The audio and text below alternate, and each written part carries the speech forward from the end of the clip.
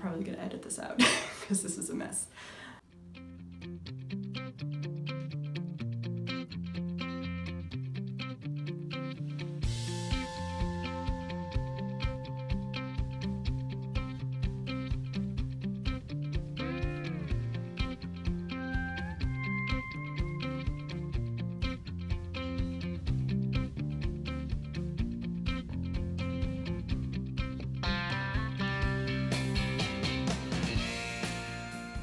Hello and welcome. My name's Natalie. This is the Fiberworker Speaks podcast. This is episode 2. Welcome. Thank you for being here. Flurries are starting. I decided to sit down and podcast today. I think it's been a week since the last time I shared anything, and I've a lot of new stuff to show you guys, so I'm really excited. So today is December 9th. 2020. We are almost there. We're almost at the end. Thank goodness. We will start with what I'm wearing. So, underneath my first layer, I'm wearing the Mount Pleasant tee by Pip and Pin. I think Megan Decker. I knit this out of yarn that I dyed this summer. I believe it was this summer. It's one of my first dyeing attempts. Superwash Merino 80/20. I saw the two skeins together and I thought they would make a nice fade, so I decided to fade from the bottom. You work this bottom up. You start with this lace panel and then you knit flat stockinette and all the way up. You finish with a coming apart down here. I'm gonna have to fix that. What's this called? A 3-needle bind off.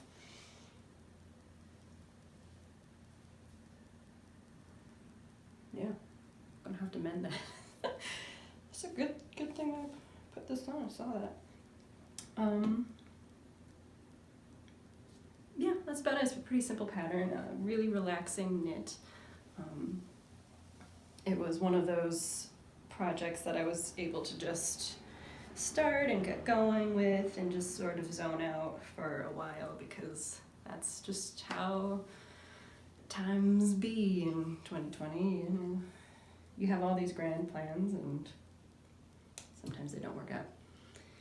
And then on top is my very special minimalist cable cardigan by Karina Spencer. I love this cardigan.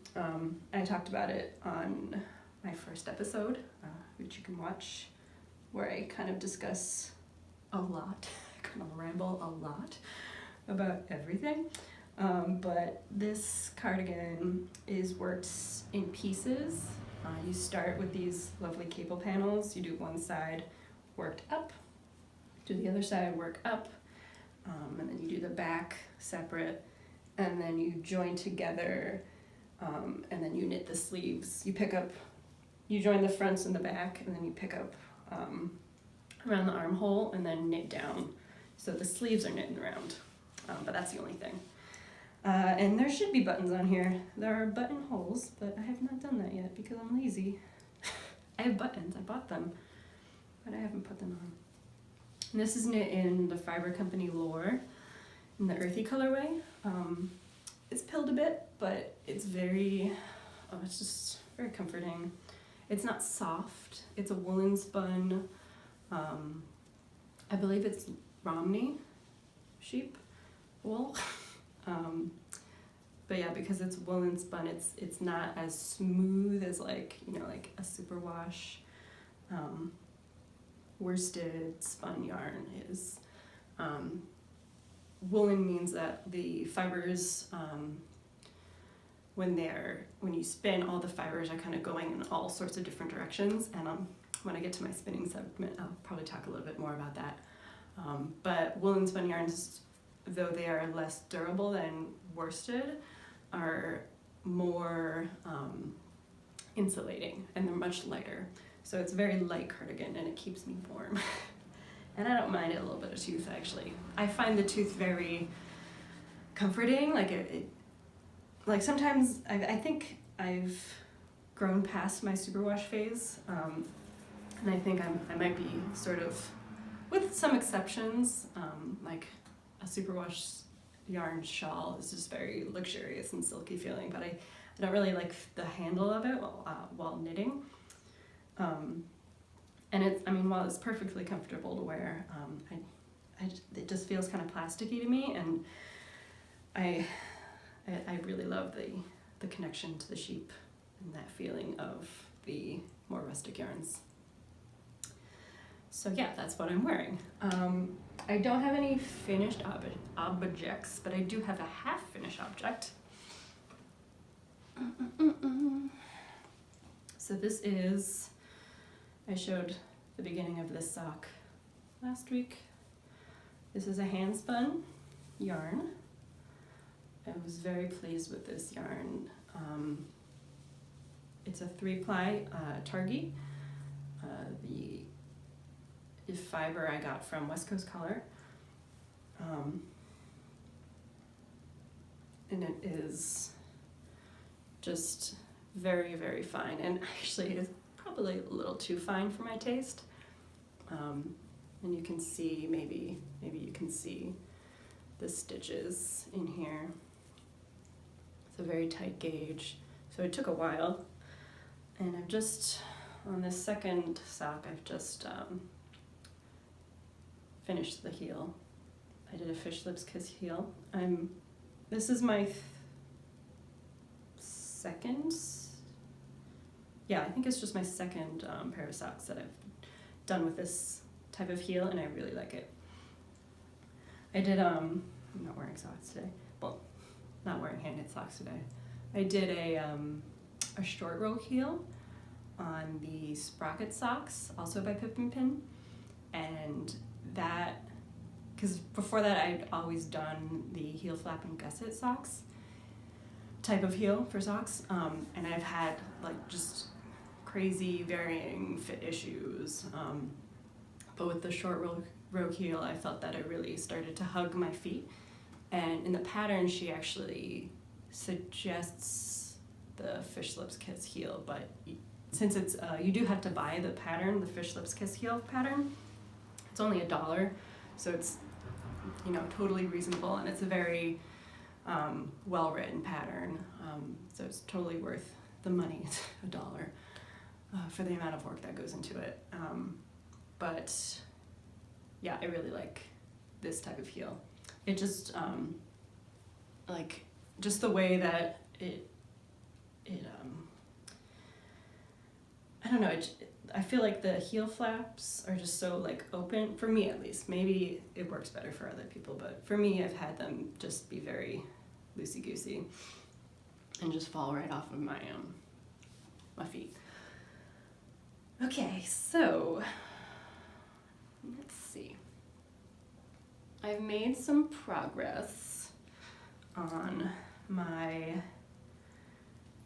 this is the poncho that I'm working on.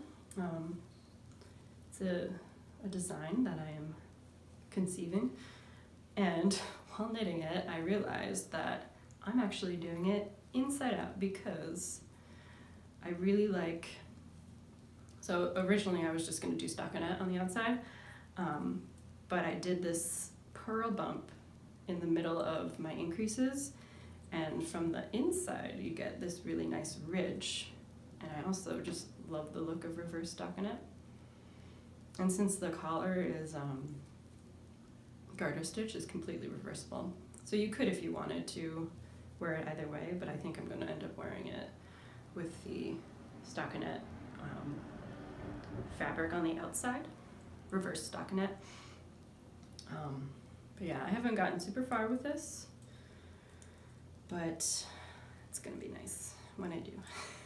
I'm kind of excited about some other projects I'm working on right now, which I will get to very shortly. This I'm working out of Barocco Ultra Alpaca. I'm not sure what the colorway is. It's just like a beige, but it's a very lovely heathered colorway. you know, it fades in between cool and warm beige colors. And I love that subtle heathering. Okay, losing a stitch marker. All right, so a very exciting project. This is my hand-spun Cumulus sweater. Last week I had just started one arm, so I've done a whole arm and I've started the second arm. So I am getting very close, and it's gonna be so nice and warm and woolly. Every time I work on this, I just kind of like touch the fabric. So this is all hand spun. I spun the brown is a BFL. I spun it from the fold, which is when you, I'm trying to see if I can demonstrate. It's when you take a staple, so if you're spinning from roving, you take a staple length, you just pull a staple length out, and you fold it over your finger, and then you spin from the tip of that. Maybe I'll do like a demonstration of that. And so that allows your finished yarn to have a lot of extra loft in it, because if you're, I talked about how much I like woolen spun yarns. So when you use like commercial comb top, which is what this was, you will tend to get more of a worsted yarn because all of the fibers are lined. And so then when you fold the fibers down and then spin off of that fold, the fibers will, in the life of the yarn, always want to like separate themselves. So every time you wash your sweater, all the fibers will just continue to, you know, try to unfold, giving you extra loft in your yarn.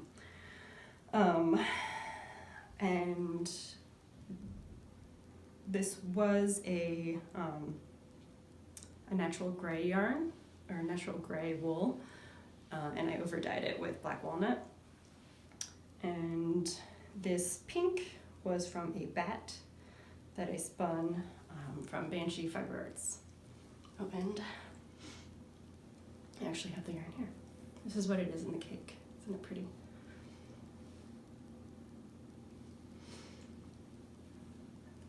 All right. Okay, this is the Betty and Judy Lodge sweater by Poison Girls. And so right now I am on the intarsia section. One, I've never done intarsia before on a project. I've done like little swatches before, but it's been a while, and this is totally different. She has you do like a combination of stranded and intarsia, so I'm like just doing my best. It looks kind of messy from the back, but overall, I mean, it's super cute. I'm knitting this in Brooklyn Tweed Shelter. In the Long Johns is the red, Fossil is the white, and then Bird Book is the green.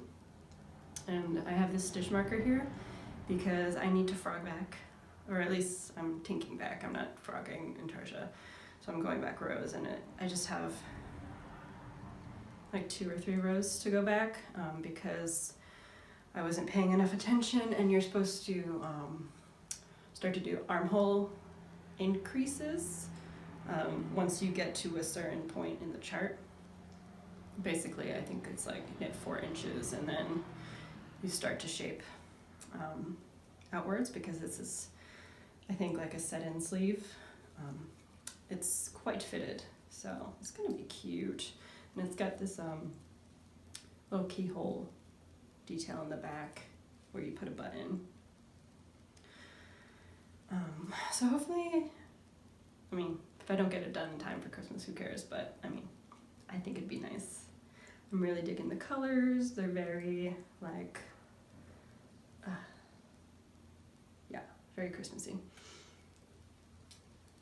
So that is, I think that's it for my works in progress. I don't have any finished knitting objects, but I do have spinning. Oh man, I have a lot of spinning to share. I brought with me some show and tell. Sorry about my chair. Oh man, I probably shouldn't have brought this much. I think we're just gonna talk about. Okay, so this beauty right here, I finished recently. I was spinning this last week while we were chatting. It is organic polewarth from Wound Up Fiber Arts. I spun it as a single ply, which is the first time I've ever done a single ply. And I don't remember the yardage, but the cool thing about single ply is you don't have any like waste with plying. You often like end up not fitting everything together on your bobbins, or at least like, you know how you'll spin one bobbin and then spin another bobbin and then you ply it together, and ultimately you're gonna have some leftover on one, essentially is what I'm saying. So I was trying for, it's obviously not very even. I was trying for like a worsted weight because I saw a pattern by the Spin Cycle girls called, I think it's Grey Gardens Entrelac headband, something like that. And it just looks so cute. And they describe a yarn that is single ply, worsted weight. And the entrelac just shows off like color changes really well, because you essentially, I think, knit like a square or a diamond shape at a time. So you end up having like this like sort of patchworky, quilty look going on. So maybe I'll try that. And I think it'll be okay if the gauge is slightly different, because you can just knit larger or smaller or add on squares or whatever. I've seen some projects where people use like fingering weight versus like the worsted that they call for.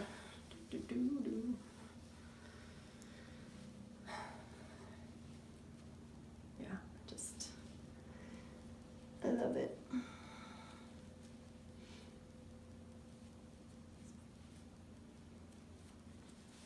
It's hard not to love a handspun. I don't think I've ever not loved handspun. Look at that. Okay. So, last week I talked about my brother's sheep. So these are 3 skeins I spun from said wool. This is and I dyed this one after the fact, and this one I dyed the wool and then carded and then spun. And so this is the one I was talking about doing. See, it's pretty fine, but it is it's a little dense, but I think that it'll make a good sock yarn. So I was talking about using this for socks, and I think I'll get like a pair of shorty socks out of it. And this is a little bit thicker, a little bit lumpier and bumpier, because I didn't do, I don't know, I guess it must have been the way I was carding. I think I just spun it a bit thicker. So this I was thinking about doing mitts, possibly for my brother. Be like, hey, your sheep. I thought that would be cool. And this is, it's Suffolk fiber, Suffolk cross. So this is a down breed, and down breeds are known for being very durable, for not felting, and for having high elasticity, because they have a very tight crimp in their yarns. or in the fleece. So it makes a really durable yarn, and it's toothy, but it's not scratchy. So I think I'm really excited to work with it. And then this. This is something new. Okay, that's better. Sorry about that. So I recently bought a drum carder. It's a Brother, I think it's like their standard deluxe or like regular size deluxe. I'll look up the specs and I'll probably insert some action video at some point. I haven't taken any yet. But this is a blend that I made from a bat, and it is just yellow Falkland, brown, natural brown Shetland, and then a little bit of like a pink merino. And I'm just like so impressed with how it just reads green. Like, it's a little more acidic than this green, but I have a skein of yarn here that is very similar. And this is Yellowstone by Brooklyn Tweed. So like, yeah, it's very green. And so since I loved it, I decided to make some more. And here are 3 extra bats that I blended up today. I have another, I'm gonna make one more. So this was about like 90 yards and like a little under 50 grams, maybe like 40 or 45 grams. So this should give me, if I do another one, I'll have around 400, maybe less. But yeah, and the only difference with this, I did a orange turkey instead of the purple because I think, well, one, that's closer to the Yellowstone that I really love because it has orange flecks in it, and I don't know, I'm just not crazy about the pink. And I think the little bit of extra warmth will be nice. I hope that this light is not terrible. So yeah, I'm just super excited about this. I went into depth in the last video, the last time I recorded, or didn't record. So the phenomenon of optical color mixing is that you can create colors based off of just, like, I'm a painter, so I'm very used to blending, like taking blue paint and taking yellow paint and mixing them together and you get green paint. But I'm super fascinated by taking yellow yarn, or sorry, yellow wool and blue wool and mixing them together and getting green wool. Or in this case, just brown, which I think is just so, like, it kind of blows my mind a bit that it doesn't even have any green. It doesn't have any blue. Like, if I put more blue in, it would look more like this. But I really like, yeah, I'm gonna do some exploring, like just so much experimenting. I'm dyeing up some Charlene red, and I'm gonna need to do more yellow, some orange. Ugh. So I'm just gonna show you some yarn that I dyed. So this is the red color that I'm dyeing right now, and then this orange. Oh my gosh. So I'm really interested in using like super saturated and bright colors and then muting them together with natural colors, muting them down with natural colors, either with brown or gray or white, and then doing, just seeing what I can get. So yeah, stay tuned for that. I'm ready. I'm ready to go on that. It's gonna be so fun.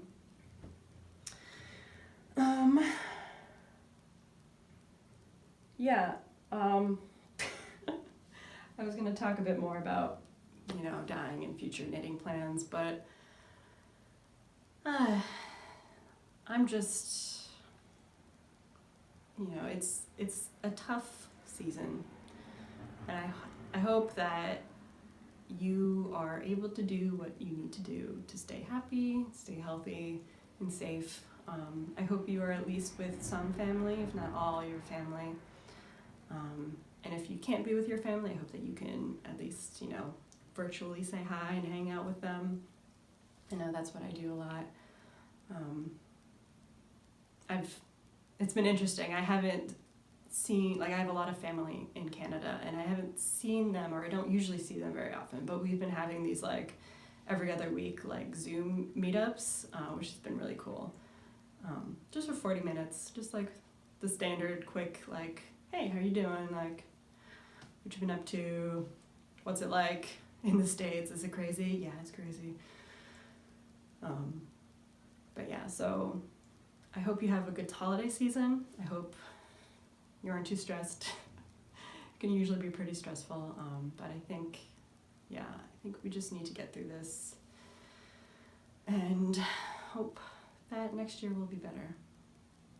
All right, take care. Thank you for being here.